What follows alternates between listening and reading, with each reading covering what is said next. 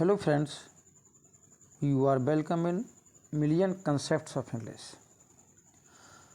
हम पढ़ रहे हैं TGT इंग्लिश प्रैक्टिस सेट और ये प्रैक्टिस सेट आपका 29 है। और इस प्रैक्टिस सेट में जो भी MCQs हैं वो आपके लिटरेरी टर्म्स पर हैं और ये लिटरेरी टर्म्स MH अब्राहम से तैयार की गई हैं, जिसमें ये पार्ट सेकंड है और इसमें C लेटर से लेकर के E लेटर तक की लिटरेरी टर्म्स हैं। तो कुल मिला के आप समझ गए होंगे कि 4 या 5 वीडियोज़ में हम इस लिटरेरी टर्म की बुक को MH अब्राहम को कवर कर लेंगे, तो इसलिए जुड़े रहिए। ये शुरू करते हैं। What was courtly love? Courtly love क्या था, किसे कहेंगे? A type of literature concerned with behavior of recluse। Behaviour of recluse सन्यासियों का जो व्यवहार है उससे संबंधित है। या A type of early literature produced solely by medieval women writers। या medieval जो women writers हैं उनके द्वारा लिखी गई लिटरेचर को कहते हैं। या A literary convention based on the code of behavior associated with chivalrous romance। या chivalrous रोमांस में जो कोड ऑफ बिहेवियर होता है उससे संबंधित है। या मेथड ऑफ ओरल ट्रांसमिशन। तो इसका जो ऑप्शन है वो है ऑप्शन C, क्योंकि ये कोर्टली लव है, ये बिहेवियर कोड ऑफ बिहेवियर से एसोसिएटेड है, जो कि आपका चिवैल्रिक रोमांस में पाया जाता है। तो चिवैल्रिक रोमांस में लॉर्ड एंड लेडीज, नाइट और जो आपका नाइट जो चिवैल्रिक नाइट्स होते हैं तो उनके प्यार, उनके आइडियल लव को दर्शाता है ये।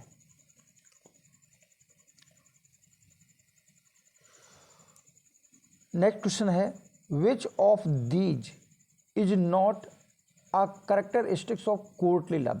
तो कौन सी इसमें कोर्टली लव की कैरेक्टरिस्टिक नहीं है? फर्स्ट है, it is a doctrine of love governing the relations between aristocratic lovers represented in lyric poems and chivalric romances during the middle as.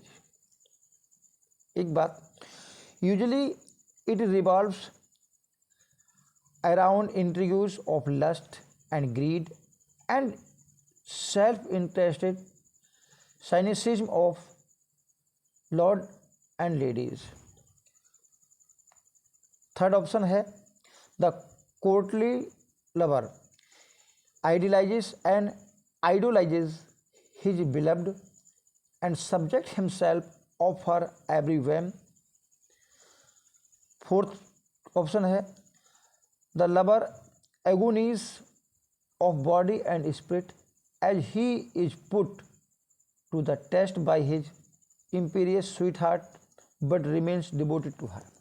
तो आपने पहचान लिया होगा, ये सारी की सारी करेक्टरिस्टिक्स जो हैं आपकी कोर्टली लव की हैं, जो कि MH अब्राहम में दी हैं। लेकिन जो ऑप्शन B है, यूजली रिवॉल्व्स राउंड इंट्रीग्यूज, यानी कि इंट्रीग्यूज ऑफ लस्ट, लस्ट का जो इंट्रीग्यूज है, इंट्रीग्यूज के यहाँ पर मतलब है योजना कह सकते हो या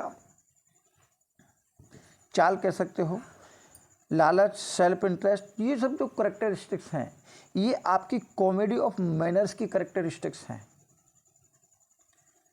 ये करेक्टरिस्टिक कॉमेडी ऑफ मैनर्स की हैं। बाकी जो है कोर्टली लब की है। तो कोर्टली लब क्या है? कोर्टली लब जो है आपके अरिस्टोक्रेटेड जो लवर्स हैं तो उनके बीच में पाया जाने वाला एक आइडियल लव है, जिसमें लवर अपनी बिलव्ड को आदर्श मानता है और उसको आइडोल मानता है, लेकिन मूर्ति की तरह बिल्कुल उसकी पूजा करता है और उसके प्रत्येक वहम को, जो उसकी इच्छा होती है, उसको पूरा करने की कोशिश करता है और अपने प्यार के प्रति वो शारीरिक और मानसिक मुसीबतें सहता है और हमेशा उसी के प्रति अपने आप को डिवोटेड रखता है। तो ये है आपका आइडियल लव, कोर्टली लव, जो मिडिएवल रोमांसेस में और मिडिएवल पोएम्स में दिखाया गया था। What is baroque? बैरोक क्या है? An artist, an extravagant style, a philosophical system या मैनरिज्म। तो बैरोक जो है एक एक्स्ट्रावेगेंट स्टाइल है जो इर्रेगुलर स्टाइल पर बेस्ड है। बैरोक का मीन क्या है? What does baroque mean?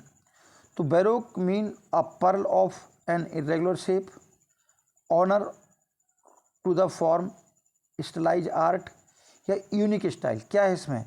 तो बैरोक जो है a pearl of an irregular shape, ये इसका अर्थ बताया गया है इसमें।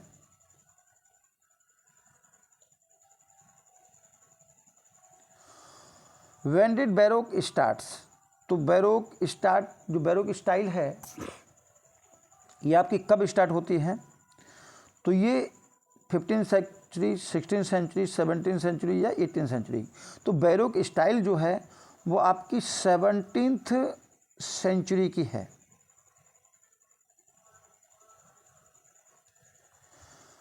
विच point is not suitable for baroque style? तो बैरोक स्टाइल क्या है, तो उसके लिए कौन सा इसमें जो पॉइंट है वो सही नहीं है। ऑप्शन फर्स्ट है, बैरोक इज एन एक्सेंट्रिक और lavishly ornate style developed in Italy at the beginning of 17th century. यानी कि 17th सेंचुरी में ये स्टाइल स्टार्ट हुई थी और ये एक्सेंट्रिक लेविशली ऑर्नेट स्टाइल है, यानी बहुत ज़्यादा इसमें सजावट होते हैं। The term baroque is drive from the Spanish and Portuguese name. तो इसका नाम जो है स्पेनिश और पुर्तगीज लैंग्वेज से लिया गया है। इसका जो अर्थ निकलता है, for a pearl that is rough and irregular in shape. उस पर्ल से लिया जाता है जो कि इरेगुलर है और रफ प्रकार का है। तो यानी कि ऊबड़ खाबड़ प्रकार का जो मोती है उससे इन्होंने इसका अर्थ लिया है। थर्ड है, the style is used precisely in music and in art history. तो ये स्टाइल का यूज जो है music, art history, architecture, sculpture, painting में मुख्य तौर पर इसको यूज किया जाता है और बजाय लिटरेचर में। तो लिटरेचर के बजाय मुख्य रूप से इसका आर्किटेक्चर और स्कल्पचर की स्टाइल है।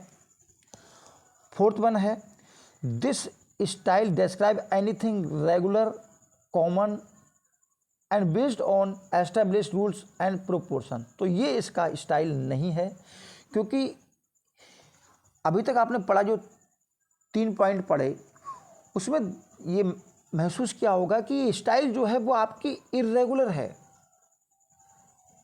और आपकी जो डिपार्टिंग रूल्स हैं उनसे अलग है और ये आपकी कॉमन नहीं बल्कि स्ट्रेंज स्टाइल है। तो ये आपका फोर्थ ऑप्शन इसका सही नहीं है, बाकी ये सब है बैरोक है। तो फोर्थ में क्या होना चाहिए? फोर्थ में है, the word baroque comes to use to describe anything that is irregular, strange or otherwise departing from established rule and proportions. Question number 7 तक बहुत इंपॉर्टेंट है. An unintentional dissent in literature straining to be pathetic or passionate or elevated, the writers overshoots the mark, drop into the tribal or ridiculous is called. तो क्या कहलाता है ये? इसका अर्थ समझने, जब राइटर कोई लिटरेचर का वर्क करता है तो अपने वर्क को पैथेटिक, पैशनेट और एलिवेटेड बनाने के लिए जब दबाव डालता है तो ऐसी सिचुएशन में वो अपने लक्ष्य से थोड़ा सा ओवरशूट हो जाता है, थोड़ा सा हट जाता है. तो इस विचलन के कारण, अपने लक्ष्य से ओवरशूट होने के कारण जो उसकी स्टाइल है वो उसकी ट्राइबल और रिडिकुलस बन जाती है. यानी कि जानबूझकर रिडिकुलस नहीं बनाता, अचानक उसकी स्टाइल जो है रिडिकुलस हो जाती है. तो पैथेटिक, पैशनेट और एलिवेट स्टाइल बनाने के चक्कर में उसकी स्टाइल अचानक यानी कि अनइंटेंशनली डिसेंट हो जाती है ट्राइबल और रिडिकुलस में. तो अचानक कोई चीज़ ऊपर ले जा रहा है, अचानक गिर जाती है, तो उसको क्या बोलेंगे? क्लाइमैक्स, एंटी क्लाइमैक्स, बैथोस या मॉकअप. तो देखिए आपके मन में एंटी क्लाइमैक्स आ रहा होगा, लेकिन ये बैथोस है क्योंकि इसमें स्टाइल से वो अनइंटेंशनली गिर जाता है. तो ये बैथोस है.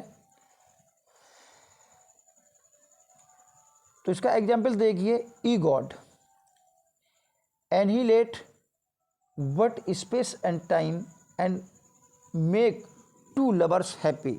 तो यहाँ पर कह रहा है कि हे देवताओं, अंतरिक्ष और समय को नष्ट कर दो और दो प्रेमियों को खुश कर दो. तब यहाँ पर देखिए, यहाँ पर कहने का अर्थ ये है कि हे देवताओं, चाहे दुनिया इधर से उधर कर दो, लेकिन ये प्रेमी खुश होने चाहिए.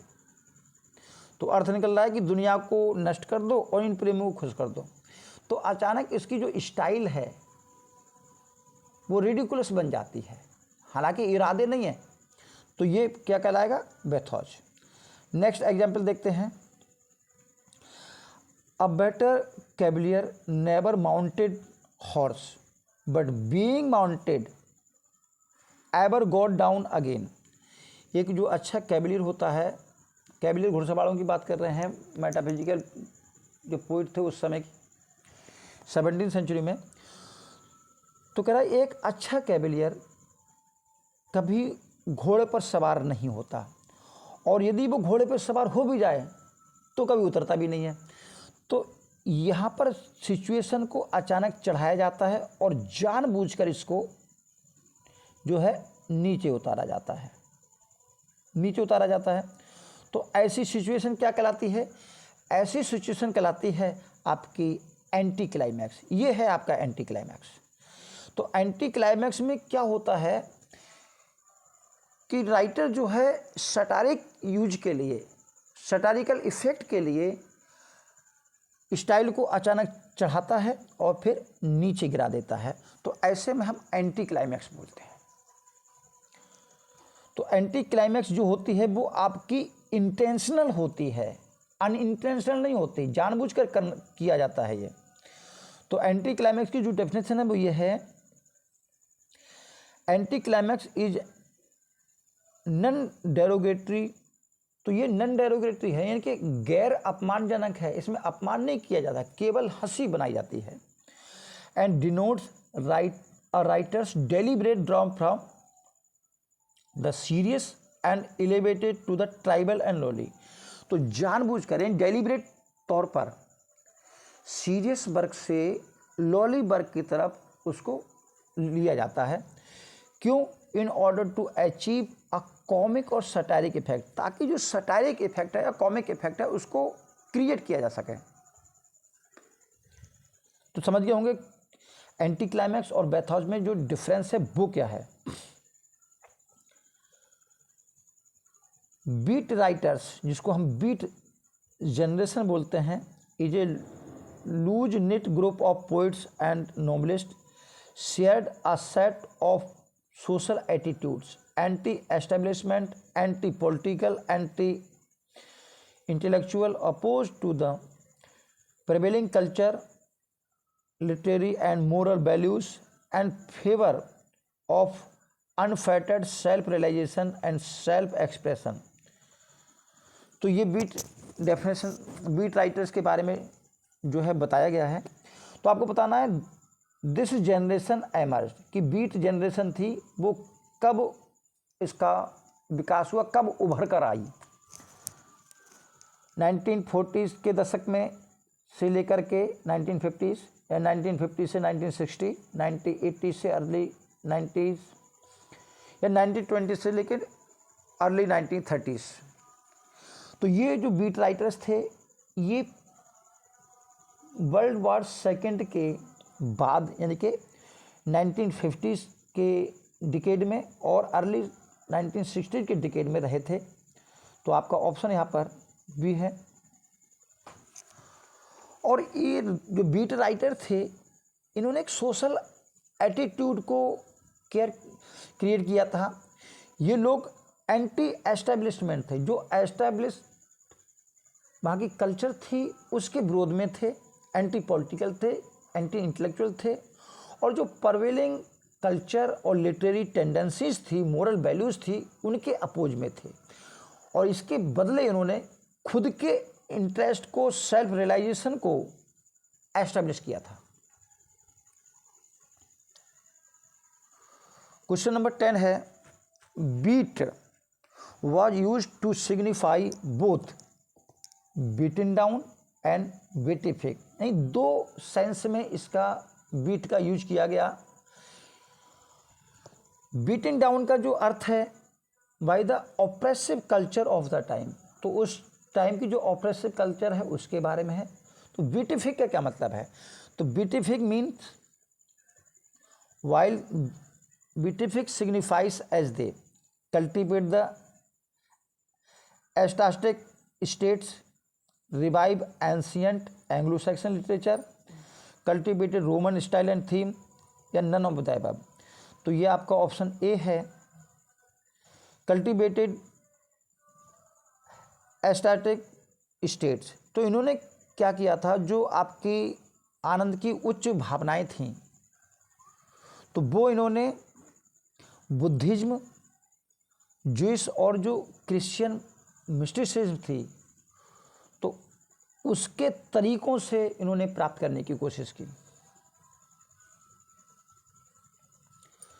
नेक्स्ट क्वेश्चन है, Bloomsbury group is the name applied to an informal association of writers, artists and intellectuals, many of whom lived in Bloomsbury, a residential district in central London। तो this group emerged, आपको बताना है, first half of the 19th century, second half of the 19th century, या first half of the 20th century, या second half of the 20th century। तो इसका option है आपका C, first half of the 20th century, क्योंकि ये group जो है अपने एम को लेकर के 1905 के लगभग इकट्ठा होना ब्लूम्सबरी में शुरू हो गए थे। और ब्लूम्सबरी जो कि सेंट्रल लंदन में एक जगह है, उसी के नाम से ही इस ग्रुप का नाम ब्लूम्सबरी पड़ा। तो 1905 में शुरू हो गए थे। तो ये first half of the 20th century तक चला था ये ग्रुप। और अगला क्वेश्चन है, ब्लूम्सबरी मेंबर अपोज्ड, जो इसके मेंबर्स ने थे उन्होंने किस बात का अपोज किया? तो romanticism and it's liberalism, the narrow post Victorian restrictions, 18th century classical restrictions, या ऑल ऑफ द अबव। तो इन्होंने जो अपोज किया था वो था नैरो पोस्ट विक्टोरियन रेस्ट्रिक्शंस। तो आपका ऑप्शन बी है, तो जिसमें आपका विक्टोरियन जो कंप्रोमाइज़ था उसका भी विरोध किया और बहुत सारी और बातें थीं। Bloomsbury group important artistic contribution were, तो क्या कंट्रीब्यूशन था इस ग्रुप का, आपको ये बताना है। The group gave focus and support to young artist, they were very innovative, यानी काफ़ी इनोवेटिव टाइप के लोग भी थे ये। और some member shows interest in erotic relations both heterosexual and homosexual, all the above. तो ये जितनी भी कैरेक्टरिस्टिक्स हैं इन्होंने इन सब पर काम किया था, ये सारे इनके कंट्रीब्यूशंस थे। तो आपका ऑप्शन डी है। तो इसके जो मेंबर्स हैं Virginia Woolf, E.M. Forster, Duncan Grant, Vanessa Bell. Question number 14 है, it is a pompous language that denotes a wordy and inflated diction that is patently disproportionate to the matter that it signifies। तो ये कैसी language है? पंपस्ट, यानी दिखावटी language है, birdie और inflated है, यानी बहुत ज़्यादा शब्दों से युक्त है और काफ़ी फुलाई हुई कह सकते हो, जिसमें बहुत ज़्यादा हायतों मचाई जाती है। Patently disproportionate to the matter that is signify, और जिस मैटर में ये प्रयोग की जाती है, जिस मामले में, उसके लिए असंगत प्रूव होती है। तो कौन सी है? वॉल्ड्राइज है, बम्बास्ट है, क्लेवर है या रिजर्व्ड है? तो ये आपकी जो डेफिनेशन है वो बम्बास्ट लैंग्वेज की है। और ये जो लैंग्वेज है 17th सेंचुरी के जो 17th और 16th सेंचुरी के जो हीरोइक ड्रामा रहे थे उनमें प्रयोग की जाती थी। 15th क्वेश्चन है, to delete from an edition of a literary work passage considered by the editor to be indecent और इनडेलिकेट, यानी कि किसी भी लिटरेरी वर्क के कुछ पैसेज को डिलीट कर देना जो कि पढ़ने में अच्छे नहीं हैं। कहने का मतलब है जो पढ़ने में इनडिसेंट हैं और इनडेलिकेट हैं, यानी कि लोगों को सामने, यानी कि परिवार के सामने उनको नहीं पढ़ा जाता है, भद्दे हैं, तो उन पैसेज को डिलीट कर दिया जाए और शेष वर्क को पब्लिश किया जाए। तो ये जो स्टाइल है क्या कहलाती है? वॉल्ड्राइज, बम्बास्ट, सेंसर या एडिटिंग? तो ये जो स्टाइल है इसको वॉल्ड्राइज कहा जाता है। क्या कहा जाता है? वॉल्ड्राइज। क्यों कहा जाता है उसको समझते हैं।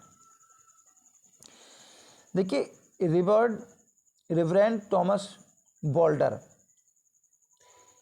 ये एक व्यक्ति रहे हैं जिन्होंने विलियम शेक्सपियर के प्लेज को कलेक्ट किया और उन प्लेज में 1818 की बात है, उन प्लेज में जो एरोटिक टाइप के, यानी कि सेक्सुअल टाइप के जो इवेंट्स थी, उन पैसेज को इन्होंने हटा दिया और उन पैसेज को हटा कर के जो अनफिट चीज़ थी उसको हटा दिया, ताकि जेंटल लेडीज़ के साथ बैठ कर के उनको देख सकें, उनको पढ़ सकें, ताकि वो पढ़ने योग्य बन जाएं। तो यहीं से जो आपकी वॉल्ड्राइज स्टाइल है वहीं से शुरुआत होती है।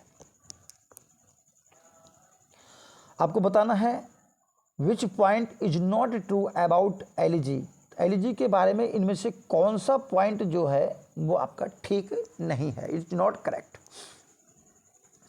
फर्स्ट है, elegy denotes any poem written in elegiac metre, यानी कोई भी पोइम जो एल्जियाक मीटर में लिखी गई है वो एलिजी होती है, एक बात।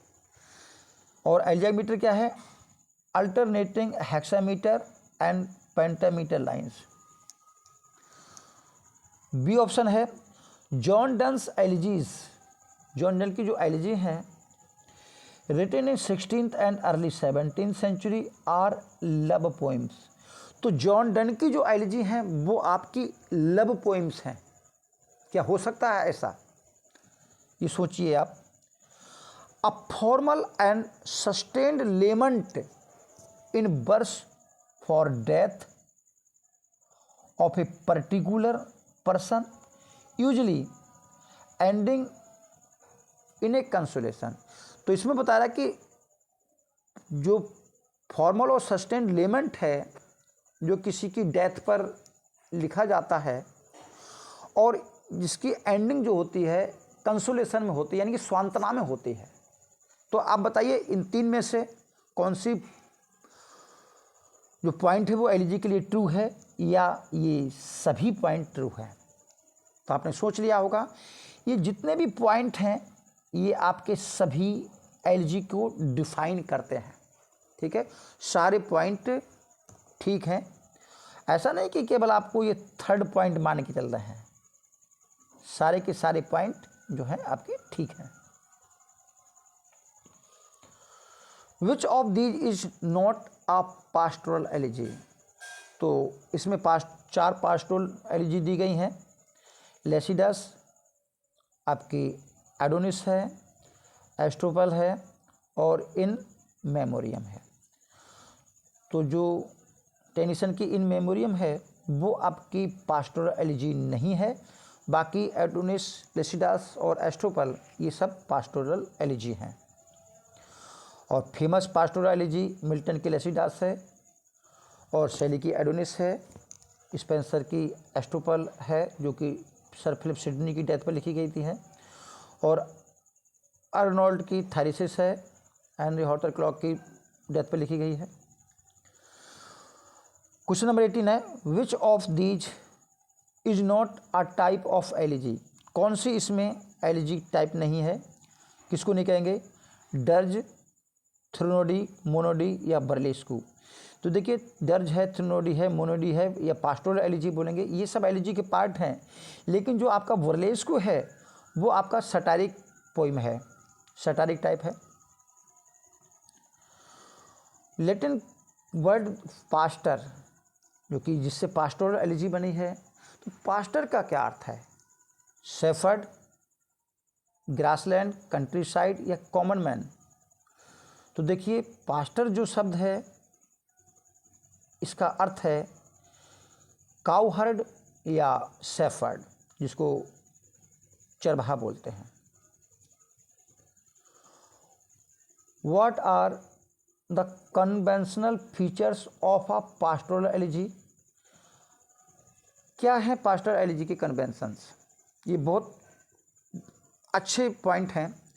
The lyric speaker begins by invoking the muse. जब पास्टोरल एलिजी शुरू होती है तो म्यूज का जो देवी हैं संगीत की उनका इन्वोकेशन होता है। All nature's join in the morning of the shepherd death. और जो शेफर्ड की डेथ होती है उसमें सभी जो मॉर्निंग करते हैं, तो जितने भी नेचर के होते हैं जिसको पैथेटिक फैलेसी बोलेंगे, तो पैथेटिक फैलेसी का यूज किया जाता है। There is a procession of appropriate mourner. तो जो विलाप करने वाले होते हैं उनका प्रोसेसन भी होता है। और there is a close consolation. तो इसमें क्लोज कंसोलेशन भी होता है, यानी कि सांत्वना भी बाद में दी जाती है डेथ के बाद। तो इसमें कौन सा ठीक है या ऑल ऑफ द अबव? सभी ठीक है। तो देखिए पास्टोरल एलिजी की जो कैरेक्टरिस्टिक्स हैं ये सभी हैं और बहुत इंपॉर्टेंट हैं, यू मस्ट नो, आपको जानना चाहिए भाई।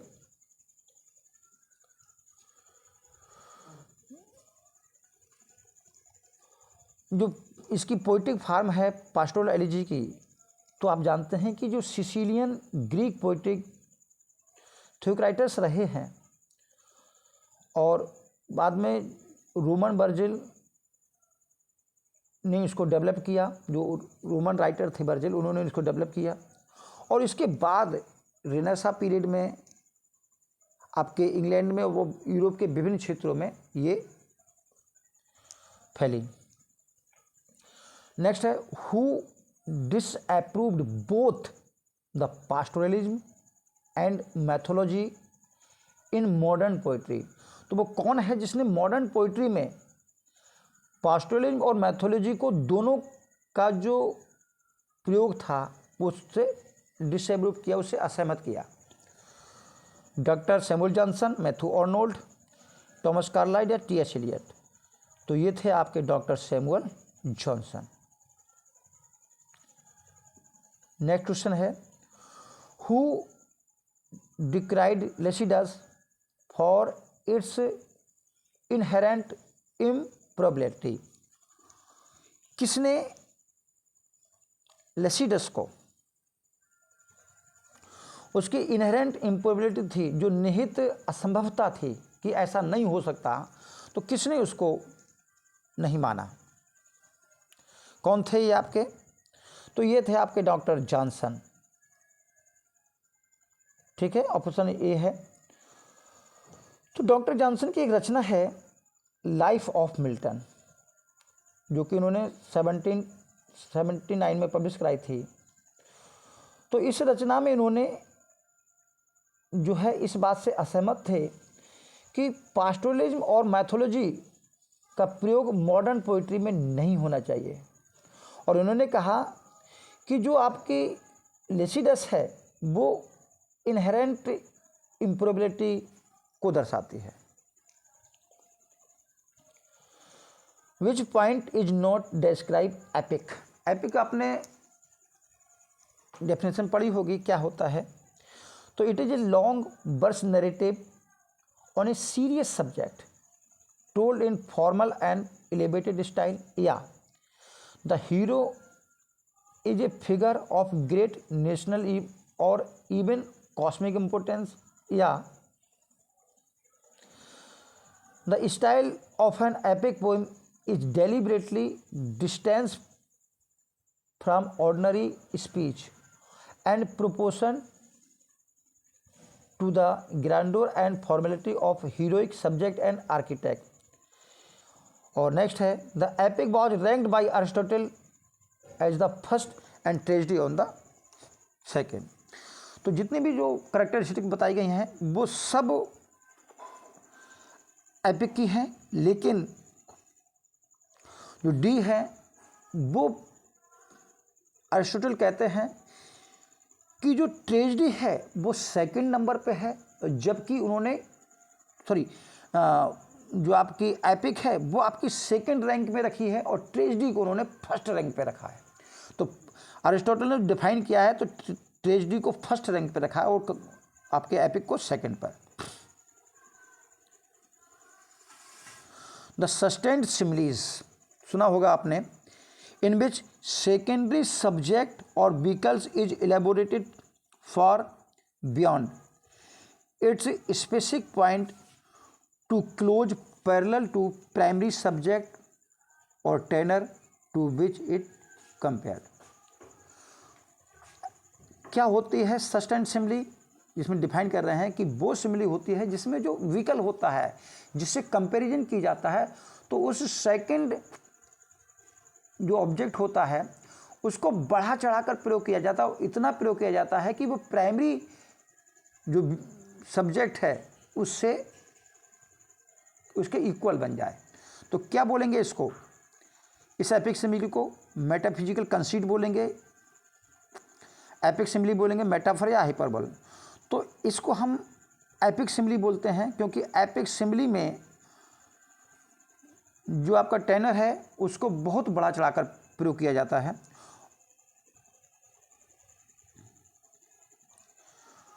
ये 2021 में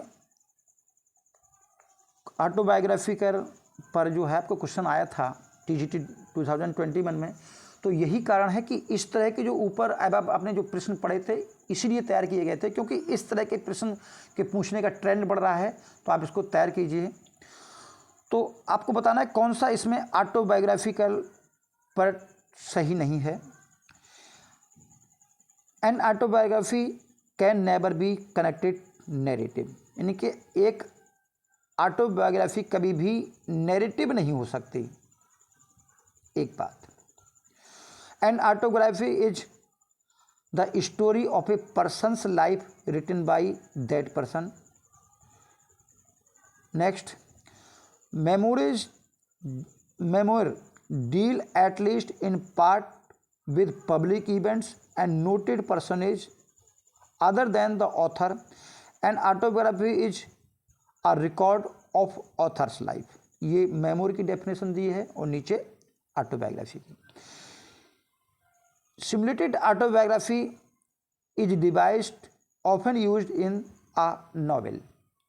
तो देखिए क्या है, पहला ही पॉइंट इसका आपका गलत है जो कि टीजीटी 2021 में आया था, क्योंकि भाई ऑटोबायोग्राफी जो है आपकी वो नैरेटिव लिखिए और चाहे आप पोइट्री में लिखिए, किसी भी तरह से लिखिए, ऑटोबायोग्राफी लिखी जा सकती है। और दूसरी ये तो सही है, और इसमें मेमोर बताया गया कि मेमोर जो है ऑटोबायोग्राफी से अलग होता है। और ऑटोबायोग्राफी कह रहा है कि जो सिमुलेटेड ऑटोबायोग्राफी है वो नॉवेल में प्रयोग की जाती है, यानी कि नॉवेल में जो ऑटोबायोग्राफी की जाती है उसमें रूप बदल दिया जाता है, नकली ऑटोबायोग्राफी टाइप की प्रयोग की जाती है।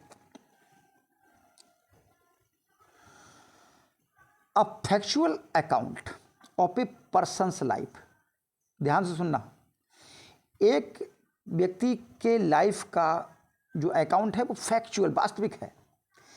Examining all available information and text, जिसमें सभी इंफॉर्मेशन को और उसके बारे में जो टेक्स्ट लिखे गए हैं उसको कलेक्ट किया जाता है, of the subject is called, क्या कहलाती है।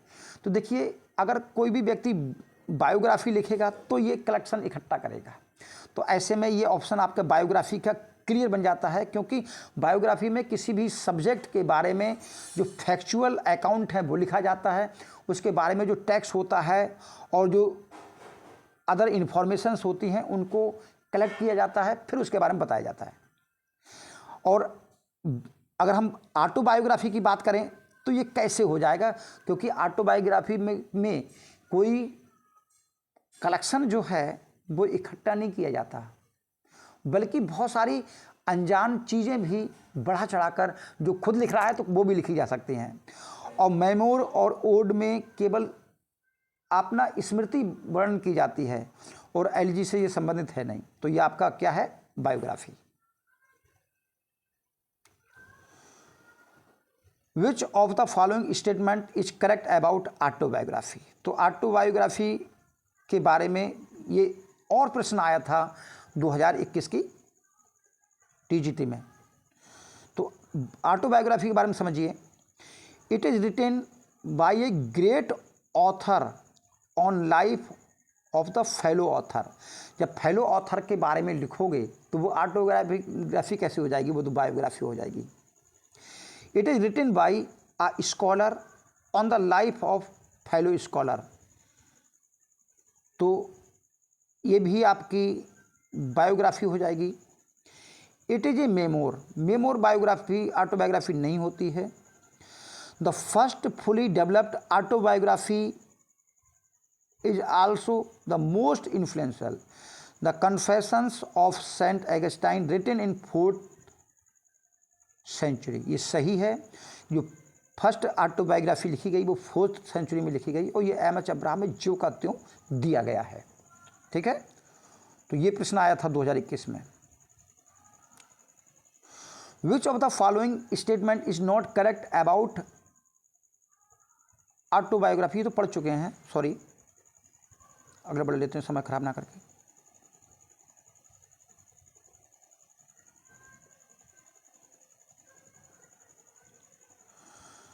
ये देख लेते हैं, which of the following statement is not correct about biography, कौन सा इसमें बायोग्राफी के बारे में सही नहीं है। तो it is the history of a particular man's life, ये विशेष व्यक्ति के लाइफ का जो है पर्टिकुलर होता है, ये सही है।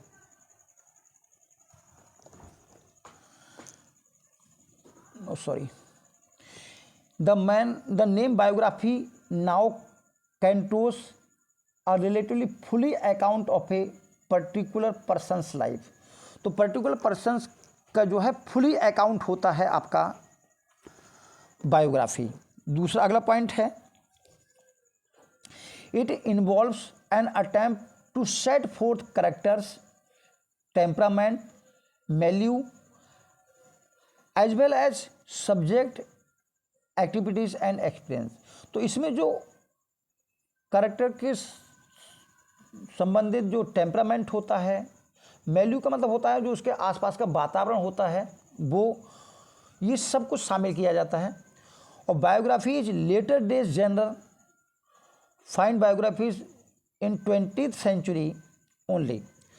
तो देखिए, बायोग्राफी जो होती है एक पर्टिकुलर मैन की लाइफ का हिस्ट्री होती है, ये सही है। बायोग्राफी का जो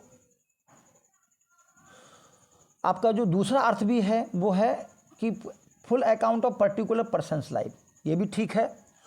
और इसमें जिस कैरेक्टर के बारे में हम जो बातें शामिल कर रहे हैं उसके टेम्परामेंट को भी शामिल किया जाता है, उसके वैल्यू को, उसके आसपास का जो वातावरण है उसके बारे में भी जानकारी ली जाती है, और उसकी एक्टिविटीज़ और एक्सपीरियंस के बारे में जानकारी ली जाती है। और जो बायोग्राफी है वो आपकी 20th सेंचुरी की नहीं है। अरे भाई, आपने पढ़ा होगा प्लूटार्क्स लाइफ, जिसमें जो तो लगभग 2nd और 3rd सेंचुरी के लगभग या 1st सेंचुरी के लगभग लिखी गई जो रचना है, तो वो भी तो बायोग्राफी है। तो आपका डीप पॉइंट इसमें ठीक नहीं है। अब देखिए, यहाँ पर आपने देखा होगा कि जो ग्रीक राइटर प्लूटार्क रहे हैं, उन्होंने 1st सेंचुरी एडी में आपकी parallel lives of Greek and Roman writers, इसके बारे में इन्होंने जो बायोग्राफी लिखी है। तो आप जानते हैं कि इतनी पुरानी बायोग्राफी है, तो 20th सेंचुरी की बात अकेले करें तो गलत हो जाएगा। और इसी बायोग्राफी को टॉमस नॉर्थ ने 1579 में ट्रांसलेट किया था, और जो सोर्स रहा है आपके रोमन प्लेज का विलियम शेक्सपियर के। द स्लाइज lives of Christian saints often based much more on pious legend than on fact is called। तो क्रिश्चियन जो संत हैं उनकी लाइफ पर जो बायोग्राफी लिखी गई, और इस बायोग्राफी जो है पायस लेजेंड स्टोरी, जो पवित्र लेजेंड स्टोरीज थी उन पर बेस्ड थी, ना कि उनके जीवन के फैक्ट पर। तो इसको क्या बोलेंगे, मेमोर बोलेंगे, या इसको भी बायोग्राफी बोलेंगे, या हेजियोग्राफी बोलेंगे, या जर्नल बोलेंगे। सॉरी, नीचे ऑप्शन आ गया है, तो इसको हम हेजियोग्राफी बोलते हैं। तो हेजियोग्राफी जो है आपकी क्या है, जो क्रिश्चियन सेंट थे उनके जीवन की जो इवेंट थी कि उन्होंने अपने जीवन में क्या पवित्र काम किए, क्या उनके जीवन से लोगों पर प्रभाव पड़ा, तो उनके बारे में जो बातें लिखी गई वो था hagiography. In this the emphasis is not on the author's developing self. इसमें ऑथर के खुद के डेवलपिंग पर जोर नहीं दिया जाता है, but on the people and events that the author has known or witnessed। बल्कि उन पीपल को, उन लोगों को, उन इवेंट्स को, उन दशाओं को, और जहाँ पर राइटर जाता है उनको जो उसने देखी हैं उनको वर्णन किया जाता है। तो इसे क्या बोलेंगे, बायोग्राफी, मेमोर, डायरी या ऑटोबायोग्राफी। तो ये आपकी क्या है, ये आपकी मेमोर है। इसी को हम स्मृति बोलते हैं, स्मरण, संस्मरण लेख बोलते हैं memoir.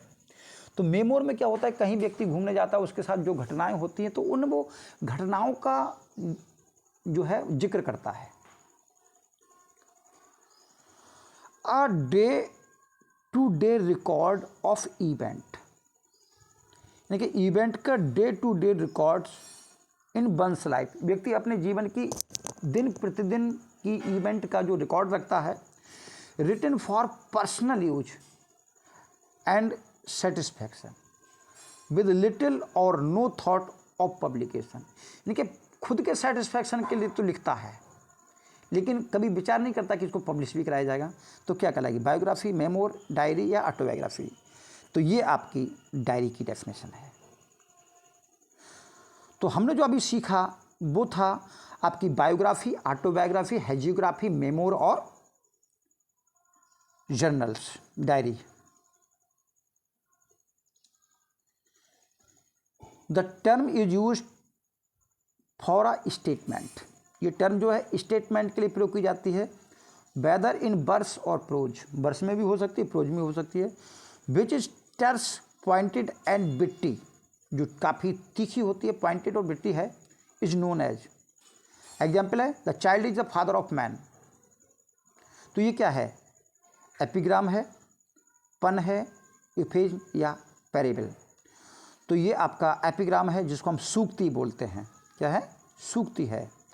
Child is the father of man, तो यहाँ पर कहने का है होन हार बिरबान के होत चीकने पात, यानी कि बालक बड़े होकर क्या बनेगा, कैसा व्यक्ति बनेगा, तो ये बचपन में ही पता लग जाता है। इसलिए विलियम वर्ड्सवर्थ ने रेनबो पोइम में ये बात कही है। The verse consist of lines of iambic pentameter which are unrhymed. Iambic pentameter की लाइन तो हैं लेकिन जो अनराइम्ड हैं तो क्या बोलेंगे इसको, इसको बोलते हैं फ्री वर्स, ब्लैंक वर्स, टर्सेट या कपलेट, तो इसको ब्लैंक वर्स बोलते हैं। आयम्बिक पेंटामीटर में तो लाइन होती हैं, यानी कि रिदम तो होता है लेकिन राइम नहीं होती। Blank verse was introduced in English literature, तो किसने इंग्लिश लिटरेचर में ब्लैंक वर्स को इंट्रोड्यूस किया, the Earl of Surrey, William Shakespeare, Sir Thomas बॉट या चौसर। तो ये थे आपके द अर्ल ऑफ सरे। तो हेनरी हॉवर्ड अर्ल ऑफ सरे इनका पूरा नाम था, यानी कि अर्ल ऑफ सरे पद है और हेनरी हॉवर्ड इनका नाम था। जब इन्होंने वर्जिल की जो एनियड है 1540 में इनको इसकी बुक सेकंड और बुक फोर्थ को ट्रांसलेट किया तो उसमें इन्होंने ब्लैंक वर्स का प्रयोग किया। Who coined the term deconstruction, ये कई बार पूछा जा चुका है टीजीटी में। तो ये थे आपके, ये रिक्वेस्ट डेरिडा गलत छप गया है, ये हैं आपके जैक्स डेरिडा, ठीक है। तो आपका ऑप्शन है बी है जैक्स डेरिडा। फिर आप कहेंगे इनमें से एक भी नहीं है। एक क्वेश्चन आया है which of the following is not a major characteristic of ballad. Ballad के बारे में कौन सी करेक्टरिस्टिक नहीं है। देखिए बैलेड जो है आपके मिडिएबल टाइम में डेवलप हुए थे और ये इंग्लिश ओरिजिन में होते हैं। तो it tells the story often with musical accompaniment, तो ठीक है म्यूजिकल एकम्पनीमेंट के साथ ही होते हैं। आपका बहुत सारे बैलेड हैं, ला बैलेडम सेंस मर्सी किड्स का बैलेड है। It usually deals with single episode, तो इसमें सिंगल एपिसोड भी हो सकता है, बहुत सारे एपिसोड भी हो सकते हैं, कोई फ़र्क नहीं पड़ता उससे। It is comic in nature, तो ये कॉमिक इन नेचर होता है। देखिए भाई बैलेड कॉमिक कभी नहीं होता, ठीक है, ये इसकी करेक्टरिस्टिक नहीं है। तो story is told through dialogue and action, तो डायलॉग और एक्शन के द्वारा ही स्टोरी बोली जाती है कि किसने क्या किया, यानी कि स्टोरी सुनाई जाती है, आप किसी भी मीडियम से सुनाएं। तो आपका ऑप्शन इसमें सी है। आपको बताना है बर्लेस्क क्या है। तो बर्लेस्क की आप French poem of variable syllable है, या type of drama in French origin है, या an incongruous imitation of a serious literary work to make it satirical है, या an imitation of serious literary work to make it popular. तो burlesque का मतलब ही सटारिक work होता है। तो इसमें क्या है, एक सीरियस वर्क को इमिटेट किया जाता है इनकॉन्ग्रुअस रूप से, असंगत रूप से, यानी कि बेमेल तरीके से। तो जिसमें आपने पैरोडी पढ़ा होगा, पैरोडी, तो पैरोडी जो है एक प्रकार का बर्लेस्कू है। तो इसका ऑप्शन सी है। तो नीचे डेफिनेशन दे रखी है, an incongruous imitation of a serious literary work और literary genre is called burlesque कहा जाता है, यही पढ़ा था ऊपर। Which of these is not a type of burlesque. तो अभी हमने पैरोडी की बात की थी, तो पैरोडी तो बर्लेस्क है। मॉक एपिक भी सटारिक वर्क है जो किसी सीरियस वर्क का, सीरियस एपिक का इमिटेट किया जाता है। ट्रावेस्टी, ट्रावेस्टी का मतलब ही तुच्छ होता है, तो इसमें भी सीरियस वर्क को जो आपका इमिटेट किया जाता है, लेकिन कॉमेडी ऑफ मैनर्स है तो ये ड्रामा की फॉर्म है। तो बाकी ये तीनों जो हैं वो आपके बर्लेस्को की फॉर्म हैं। ड्यूक्स एक्स मसीना ये क्या है? लिटरेरी मीन्स इसका क्या है? Out of machine. Deus ex machina या इसमें ऑप्शन रह गया है, या इन फॉर्मर डेज या अनएक्सपेक्टेड मशीन। इसमें एक ऑप्शन और लिख लीजिए, a god from machine. Machine से गॉड, तो ये इसका ऑप्शन, सॉरी इसको नोट कर लीजिए। डेक्स एक्स मशीना एक लिटरेरी टर्म थी जो नॉवेल और ड्रामा में प्रयोग होती है। तो इसमें मशीन के माध्यम से गॉड को जो है स्टेज पर प्रेजेंट किया जाता था। तो ये इसका अर्थ है अ गॉड फ्रॉम मशीन। इसको और समझेंगे अगले।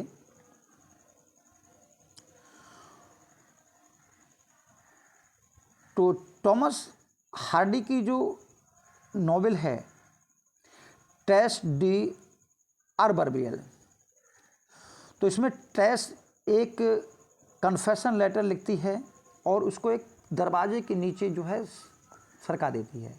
तो जो लेटर होता है वो दरवाजे के नीचे जो पेडिस्टल होता है, जो पायदान होता है, उसके नीचे सरक जाता है और किसी को मिलता नहीं है।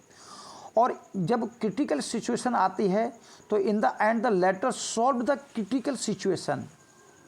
तो उस समय जो लेटर जो है उस सिचुएशन को बिल्कुल क्लियर कर देता है कि वास्तव में टेस जो कह रही है वो सही है, टेस अपनी जगह सच्ची है। तो this solution by this letter is called, तो जो लेटर द्वारा ये सॉल्यूशन किया गया इसको क्या कहते हैं? तो इसको हम बोलेंगे अ गॉड फ्रॉम मशीन। तो इसी को बोलते हैं डेक्स एक्स मशीना, इसी को बोलेंगे। तो ये टर्म है, क्योंकि तो यहाँ पर सारी जो हम एंशियंट अगर ग्रीक की बात करें तो वहाँ स्टेज पर देवता प्रकट किए जाते थे, तो वो बताते थे, बोले ये सही है ये गलत है। तो लेकिन मॉडर्न टर्म में जैसे यहाँ पर लेटर ले लिया गया, कहीं देखा होगा आपने, फिल्म देखी होगी अमर अकबर एंथोनी। तो अमर अकबर एंथोनी में एंथोनी का जो लेटर है, अमर की जो पिस्टल जो छिपा देता है पत्थरों में, तो ये किसका काम करते हैं? ये आपके डेक्स एक्स मशीना का काम करते हैं, जो सिचुएशन को सॉल्व करने का काम करते हैं। Which of the following statement is true about closer drama? ये लास्ट क्वेश्चन है। तो it is a drama full of treachery and intrigues, यानी कि ट्रेचरी और इंट्रिग्यूज से भरा हुआ है। या closer drama essential has double plots, या closer drama is intended to be read rather than stage on the theatre, या it deals with gentleman and ladies living in a polish society. तो ये आपका थर्ड ऑप्शन है और ये 2021 की TGT में आया हुआ है, उसी से लिया गया है।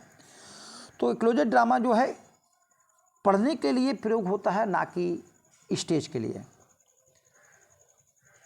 और any short composition in prose that undertake to discuss a matter, express point of view, persuade और to accept a thesis is called, क्या कहलाता है? तो इसमें पॉइंट ऑफ व्यू और थीसिस और को स्वीकार किया जाता है, उसको हम क्या बोलेंगे? ऐसे बोलते हैं। क्या बोलेंगे? ऐसे। और डिसर्टेशन जो है वो लेख होता है नॉबल और आर्गूमेंट इसमें नहीं है। तो आज के लिए इतना ही। आप अगले हम और तैयार करेंगे, तब तक के लिए धन्यवाद।